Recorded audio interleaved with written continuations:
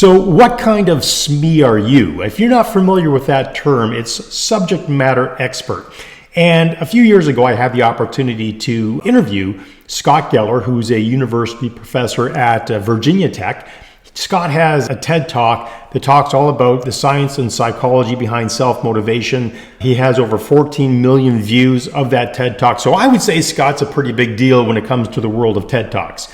And when I interviewed Scott, the funny thing was, as we were setting up the interview, here's a guy that is seen as a subject matter expert on top of his game, delivering one of the best TED Talks I've ever seen.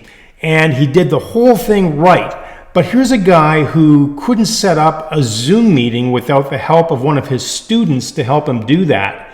So when I think of Scott as a subject matter expert, he might be an expert in one field, but he's stopped being a learner in another field. And I think that's a trap that a lot of subject matter experts fall into. And today what I want to talk to you about is something called being a subject matter enthusiast, not a subject matter expert. You see, when I first started doing Ironman 15 years ago, I bought this book. It's called the Triathlete's Bible, actually almost 20 years ago now. And this, at the time, was the third edition by Joe Friel. And today, I believe we're on the sixth edition of that book. And that simply means that Joe realizes that even though he is a subject matter expert, if he doesn't remain an enthusiast of the sport, if he doesn't keep an open mind, he's actually going to get stuck as a subject matter expert and eventually start falling behind. Because there's been so many advances in science in his field that the world just keeps expanding. And I think there's a real trap there for us as subject matter experts that if we believe that title, we get stuck there. So I believe a subject matter enthusiast is somebody who is always learning. And I think that's really the key takeaway from this journey. In my journey as a consultant, I've not only had to learn business skills, management skills, sales skills, marketing skills. There's so much. And if you're going to be a consultant, if you're going to go down this path and experience this journey in a really positive way, you're going to have the attitude of, yes, I might be a subject matter expert today, but if I don't keep learning, I'm going to fall behind. And that's not a good thing for you or your business. So what I want to share with you today is a little bit about some of the areas that you may have to start learning or relearning so that you can stay on top of all of the new developments that are happening in sales and marketing. Because just because you're a subject matter expert in your field, if that field is not sales and marketing, you're going to have to learn those skills. And what I'd like to be able to do for you, and I'm going to create a series of videos here, I'm going to go through a number of tools that I've learned to use to help in that sales and marketing process. If you are going to be a consultant in 2026 or whatever year you're watching this, the same principle is going to apply.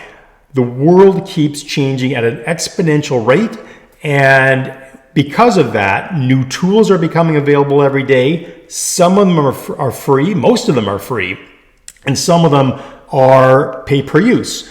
But here's the thing, you could spend hours searching the internet to learn the one basic simple thing you're trying to figure out. You don't have to be an expert with every tool that you use to run your business, but you don't have to be the smartest person in the room, but you got to know where to find the information when you need it.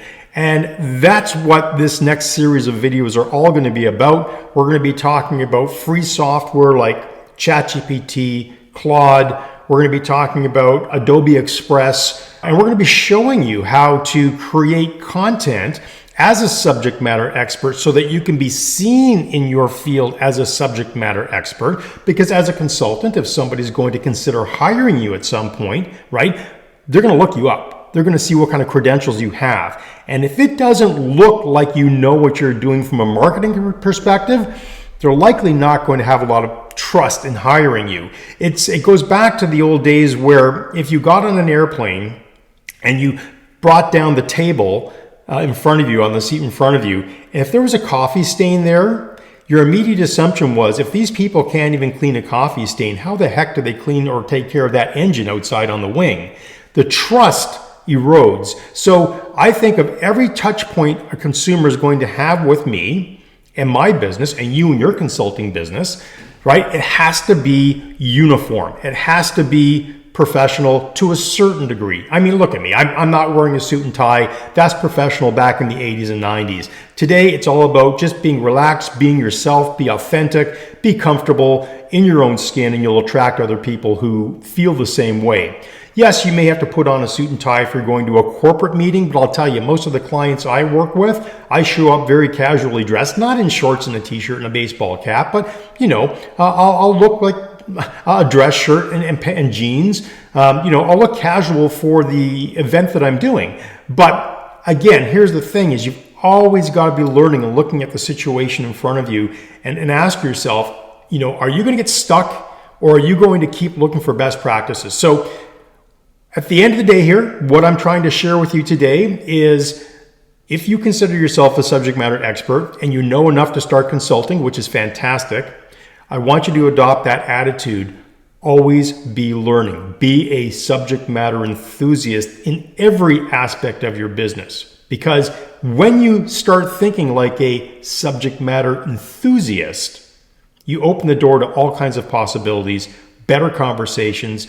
Nobody likes to be told what to do, but they sure like learning from you how to maybe do something better. So with that, I look forward to sharing the first in a series of 9 videos. They're going to be about the 9 AI or software or cloud-based tools that I use to run my agency. I hope you enjoy. And if you have any questions, please leave them in the comments. Obviously, the more subscribers I have, the more consultants will find our channel, which is really important. So please consider liking, subscribing, asking questions. I'm here to help. And, when one person asks a question, I've learned as a speaker a long time ago that one person was the only person brave enough to step up and ask the question everybody else in the room wanted to ask. So there are no dumb questions. Just ask the questions and we will answer them as best as we can, and we'll figure it out together as a community. Always be learning. Have a great day, and we'll see you in the next video. What do you think, Ralph? Was that a good one? Oh, was it super boring? I don't know. I think it was a good video. What do you think? You don't look impressed.